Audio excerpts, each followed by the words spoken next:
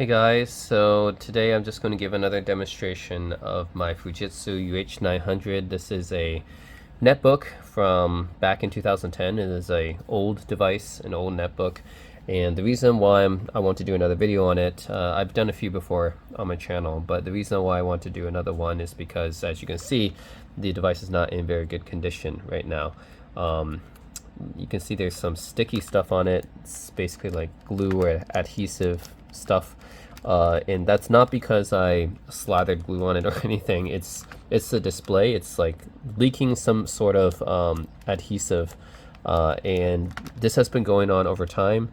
So basically every time I put away my Fujitsu and I open it back up again, I notice this getting worse, and the screen is getting worse as well. You can see there's air bubbles basically all over the screen now. Like before, it was just like a small part of the screen I noticed, and now it's a significant chunk of the screen. You can see there's air bubbles on it, and I think this glue, might be some liquid from the screen that's leaking out. So unfortunately, I don't think this computer has much life left, because eventually I think the display is just gonna, it's gonna succumb to these issues, right? And yeah, every time I open up the computer again, I see it getting worse. So it's I want to take another video of this computer basically before it dies. Is what I'm saying. It's already like, oh my god, I got my keys all sort of sticky and stuff.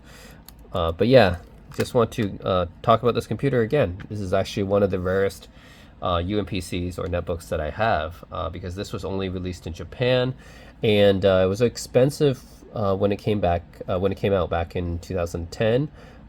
It's obviously not a powerful computer by any means. It's running an old Intel Atom. It's a Z530, which is a 1.6 gigahertz Silverthorne processor. It's the first generation Intel Atom processors were extremely slow. I mean, Intel Atom processors they've always been slow, but the first generation, of course, it's it's not very performant at all. Let's just say it takes quite a bit of time to do anything using these processors. But what's interesting about this computer is that for the time, it was actually very unique and interesting. I did a video comparing this to the Sony Vaio P. Those of you guys who know about netbooks and UMPCs might know about that, the Sony Vaio P series, which is also kind of like a similar form factor. It's a little bit wider, but it's got the same processor. And honestly, it lasts longer than this computer does, because it doesn't have this display issue. So you'll still find Sony Vaio Ps like kind of doing well, I guess. But these computers are getting pretty rare, and they're much rarer actually than the Sony Vaio Ps to find. And these are actually smaller, even though they have pretty much the same keys. It just packs in the keys in a much smaller space. So this being a Japan-only computer, you can see it has some Japanese-specific keys, like this button here, this button here. This button here is Japan-only. I actually don't really know what these do, but these are obviously Japan-only keys. And yeah, you have like the yen symbol, I guess, up here. So yeah, you have some keys here that are, it's a Japanese keyboard, so you have some stuff that's specific to Japan here. But yeah, this is a very small keyboard that's packed in. Actually, this is a very early example of a super compact UMPC / mini netbook. And netbooks are already small, but usually when people think about netbooks, they're thinking about the Asus EE PC and those kind of computers, which are actually much bigger than this. So this is a really small netbook. It's really like the Sony Vaio P, which is also pretty small as well. Like for a size comparison, this is kind of like a modern day mini netbook type of device. This is the GPD Pocket 3. So this is obviously a modern day computer, because it can it's actually fairly powerful enough to run. I'm not going to say it's going to be a gaming computer or anything like that, but it's fairly performant and zippy. So for just regular stuff, this is pretty good. Non-gaming stuff, this can pretty much do most of the tasks. So this is pretty much what you would get, or the size actually, for a modern pocket netbook. But this predates this thing by over 10 years. So yeah, this is really part of the OG generation, I guess, of really super mini laptops. So what's unique about this is a few things. So it runs actually Windows 7, and that's pretty much the latest operating system at the time. It actually has a multi-touch display. It's actually one of the first computers I know of that had a multi-touch display back then. This is 2010 we're talking about. And then it has specific buttons for like zoom in and this eco mode and some other buttons here. I forget what they do actually. I can try to see if they're still working. This is the left and right click buttons, because you actually how you use this is by thumb typing, right? Because it's just, you could put it down on a table like this, but it's not very comfortable. So with this, actually, I should probably compare it more with, not with the Pocket 3, but with the Pocket 1 and Pocket 2, because the Pocket 1 and Pocket 2 are probably more comparable in size to this. And those computers, just like this, are more meant for thumb typing. So we can go over the exterior of the device first. So you have this super compact keyboard, which is yeah, like it's definitely very cramped. So it's not very comfortable to type things on, but they actually do manage to fit a whole 6-row keyboard onto this thing, which is pretty impressive, including the extra Japanese keys. And they have the left to right click right here for navigation. You have this little nub here, and then the power button there. Then on the side here you have the AC adapter, which is of course it's a proprietary barrel jack.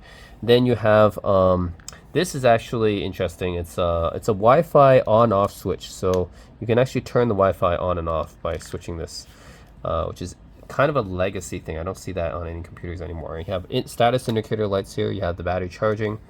You have this is full battery capacity, I think, hard drive, and then power.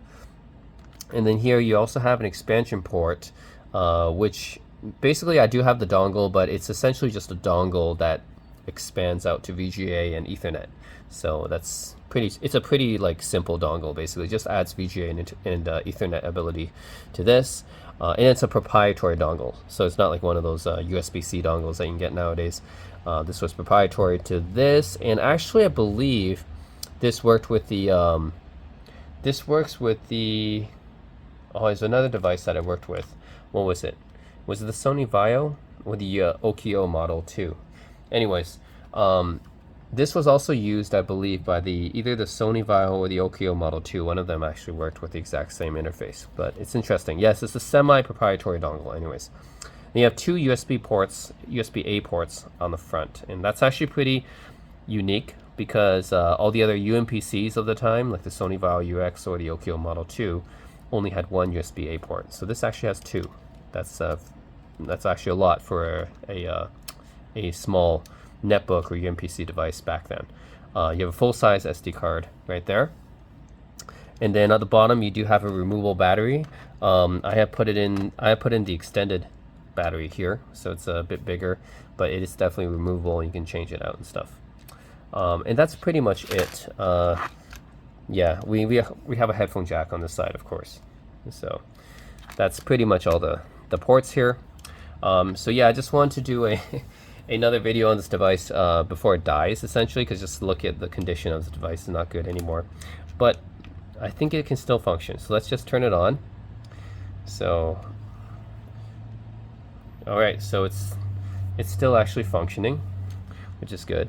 I don't know for how much longer, but you guys can see like there's air bubbles all around the display. By the way, this display was pretty high resolution for the time. This was a 1280 by 800 display, which is very impressive for a computer of this size back in 2010.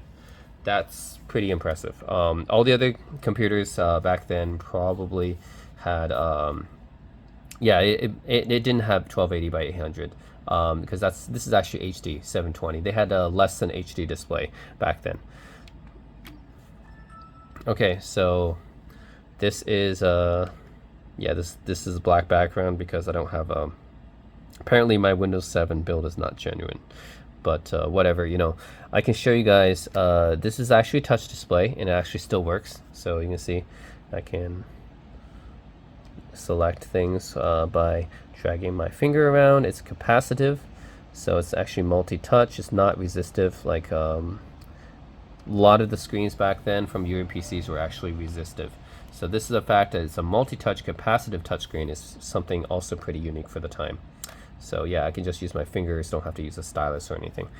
Then does pressing these buttons do anything? Maybe these buttons don't work anymore. Yeah, maybe this functionality doesn't work anymore. I think it's just probably is dead. There is actually a webcam here, so I think this is a pretty simple 1.3 megapixel webcam. But yeah, let's we can actually go online, I think. So let's go to Chrome. Even though this is an old computer, I think we can still go online. It's just going to be a little bit slow. This is running a really old Intel Atom and 2 gigs of RAM, right? I'm actually curious how much this does have an SSD. I remember because I actually installed an SSD on this computer and I actually upgraded it back in the day. So yeah, this takes a very interesting SSD. I remember it takes a PATA ZIF SSD, which is a very special kind of SSD, like not a SATA SSD or anything. It's a PATA ZIF. I remember I had to especially get that SSD and install it here, and upgraded the storage on this. So let's see. What do we got here? Come on. Show me. Okay. 100. Okay, so I upgraded this to 128 gigabyte. I think this used to be a 64 gigabyte SSD and I upgraded it to 128 gigs. So yeah, that's pretty much the max I can get on here because PATA ZIF SSDs are very rare. And I think this is this is probably the top model I got. It's hard to find SSDs for this. But anyways, I managed to upgrade the SSD on this thing, I believe. Alright, I think I talked about this on a previous video as well, where I showed you guys where the SSD actually was. But yeah, let's go to a website. I think we can still go to let's go to Engadget. This uses Wi-Fi N actually, so it's actually not Wi-Fi G. So you know, I'm talking about old devices here. So a lot of devices back then had Wi-Fi G, but not N. N is considered new, I guess, newish back in 2010. Yeah, of course now we have Wi-Fi 6, which is way faster. Okay, it's taking some time, but I think it should work. Just be patient, guys. Yeah, that's how long it takes to load a website. Okay, it's going. It's going. Yay, it's loading. Okay, I'm just happy that this thing is still working. Like, with this display, look at the, you know, it's pretty much the display is dying. It's got air bubbles, and every time I open it up, it has like residue leaking from it. Like, I don't know how much longer this computer can last, but yeah, it's working for now. That's good. As of 2023. Okay, so yeah, this is working. It's going to Engadget, and this is the latest stuff. And we can actually use our fingers to scroll through this because this is a multi-touch capacitive touchscreen, which is again very unique for the time, and it's a high resolution screen for the time, right? It's a 800p display, multi-touch capable. That's pretty amazing for the time. It's 2010 for a small netbook like this. Pretty amazing because yeah, most of the UMPCs back then, like the Sony Vario UX, the Samsung Q1, Okio Model 2, like all those screens have resistive touchscreens. So this is the only one I know of that had a capacitive touchscreen. Even the predecessor of this, the U820, you had to use a stylus, right? So this is pretty much the only the only netbook that of this size back then that had multi-touch. I'm not counting the Toshiba Libretto because I do have the Toshiba Libretto W100, and that does have a multi-touch display, but that's a bigger device. It's not really competing in the same category, I would say, even though that was a pretty unique device as well. But yeah, it's not the same size. Okay, so yeah, multi-touch works and it loads the display. So click that. Oh man, it's just going to be pretty slow, right? Yeah.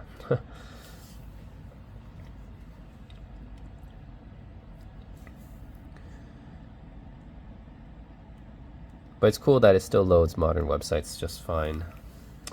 So that's cool. Let's check out YouTube. It's something else. Let's see what we can do here, and maybe play a video or something. Let's see if we can up the speakers. So this is the. So let's see. We can put it on full brightness and up the speakers here. I wonder if these keys are working. They're not working.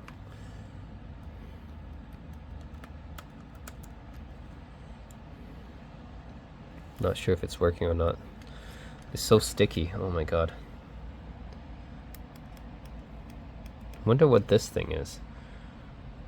There's an interesting symbol here. I'm not sure what this one means. Looks kind of like a TV or monitor. Maybe it's just to output to a monitor or something. But yeah. Okay, this is actually working. Okay, see? This is the lowest brightness and this is the highest brightness. So this is actually working. Cool. So I can lower the brightness like this. This is already at the highest. Oh, this is some Japanese specific button too. I think it's to switch between the different languages. Then I can mute the speaker. Is that working?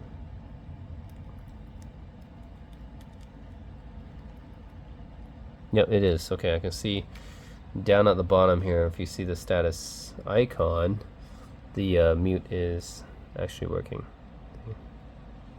Okay, so that's cool. And I'm just not seeing the low volume adjustment thing, but I'm actually, let's just play a video.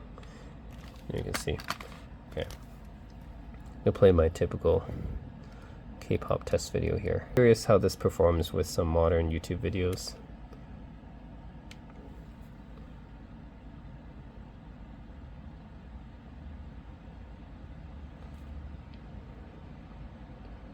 Is it going to I wonder how well it's going to run these videos actually.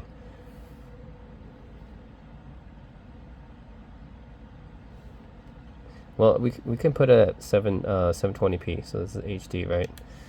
So this can play HD videos. Oh my god. It's lagging quite a bit. Yikes.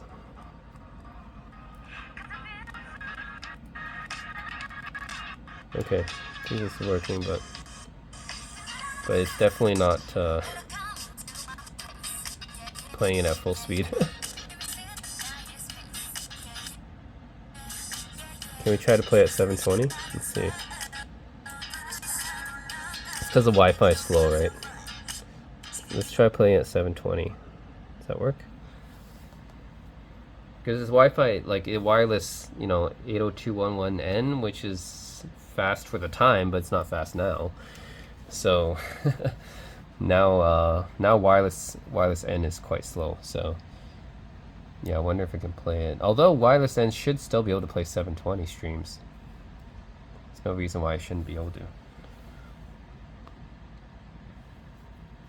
Nope, it's not. I don't think it's going to play any kind of 720 streams.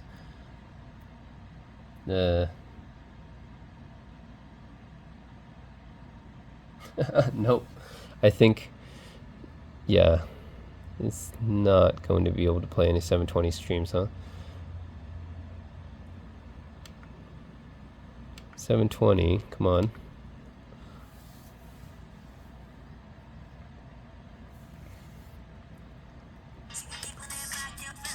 Oh. Oh. Oh, it's too bad.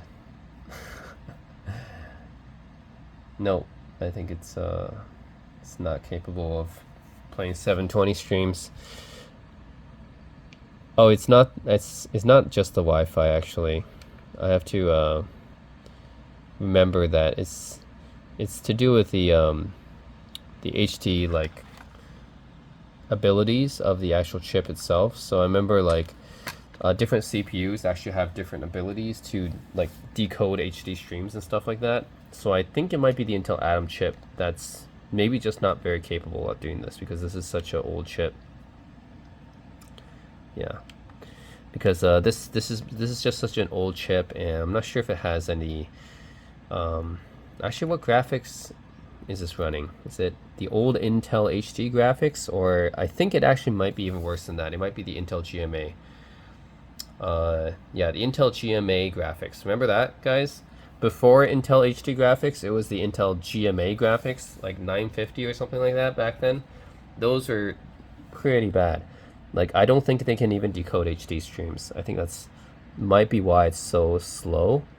It's not really just because of the wireless. I think wireless N is capable of doing this, but it's the CPU itself, I think, can't really decode HD that well. And the GPU, yeah, it's the CPU and GPU. So yeah, the whatever Intel GMA graphics it has is not able to decode the HD very well.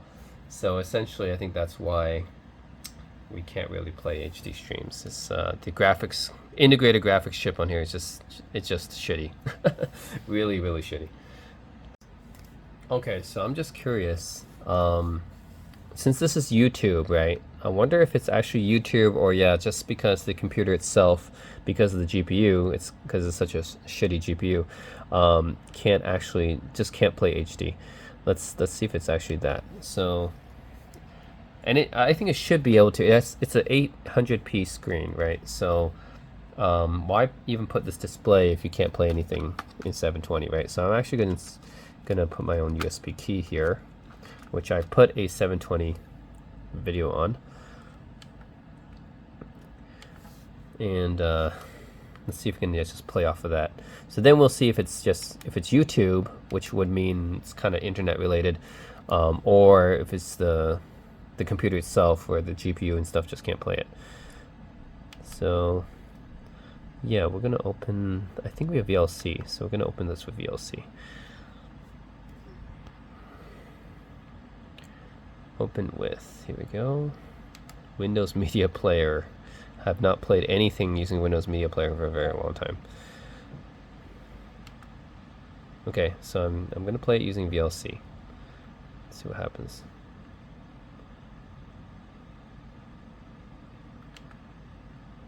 Come on.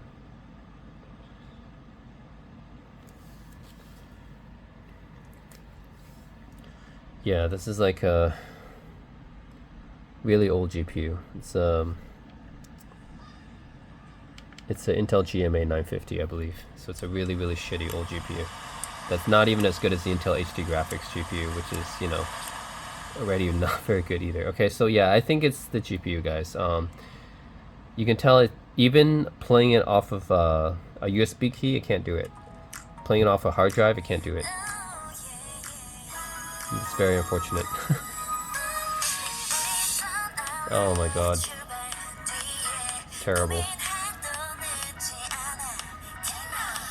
So yeah, we have a 720p capable display, but we can't actually play anything. We can't play any videos 720p because the GPU it's too shitty to decode any HD.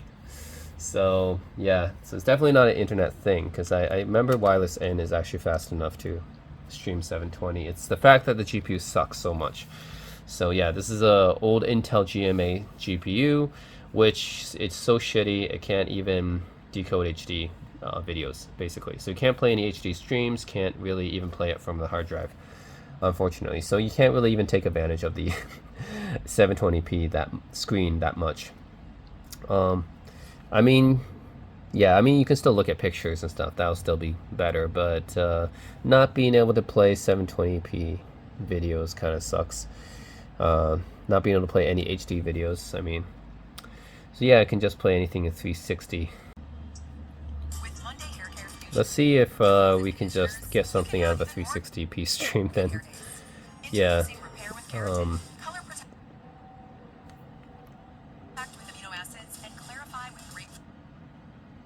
Because if we can't play HD videos, I would think at least we can play standard definition videos. But let's see how well it plays standard definition videos. Given that this is still yeah, old computer, let's see how well it streams from YouTube then. Oh man. Okay, well at least it can play it more smoothly, but not like super smoothly still. Yeah.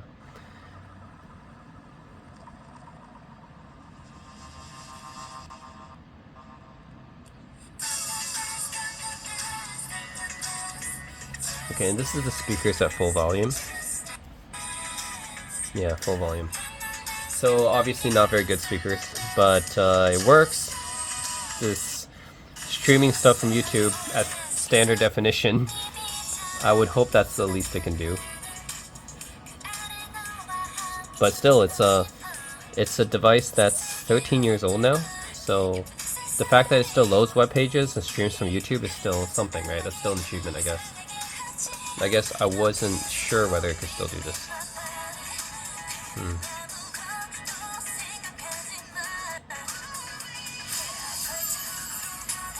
So yeah, it's sort of smooth, at least on standard definition. At least you can play it.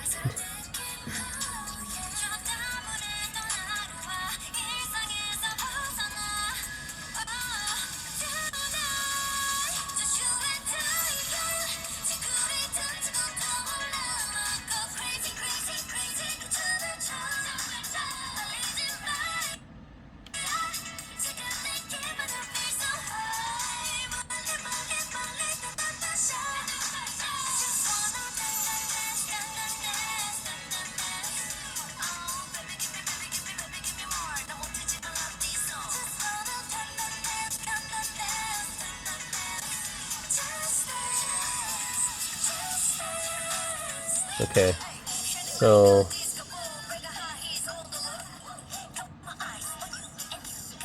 oh man, it's still pretty slow. Okay. Yep, so still streams from YouTube. That's something, I guess. But it's not going to be very comfortable. So it's still a lag, and it's still a little bit jittery. So yeah, and it just can't do any kind of HD streaming or playing HD videos at all because the GPU just sucks. So it's not even the Intel HD graphics. The Intel HD graphics can at least decode HD videos and stuff, but the GMA graphics, no, they can't. They're just too shitty.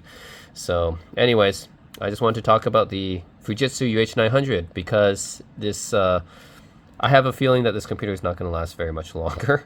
So I just wanted to do another video on it and show you guys that yes, at least it still works. The display, it's got air bubbles, it's leaking like, you know, and glue, sticky stuff, but at least it can still go on different websites. It can still stream standard definition videos from YouTube, so it can still do that stuff, I guess. So yeah, that's something, I guess. So yeah, I guess that's all I can say about it. It's not a computer that anyone would use these days, but it's just interesting that it's still working. So anyways, guys, just wanted to talk about this computer a little bit more and give another demonstration before it fully dies. So hope you guys enjoyed this, and let me know if you guys have any comments about it, if you guys want to see something else from this computer. It's definitely not going to play any games, by the way. Don't try to ask me that. The most it can do is probably play music and do standard definition videos. That's probably the most it can do. So yeah, that's pretty much it. And as always, let me know if you guys have any comments, and thanks for watching.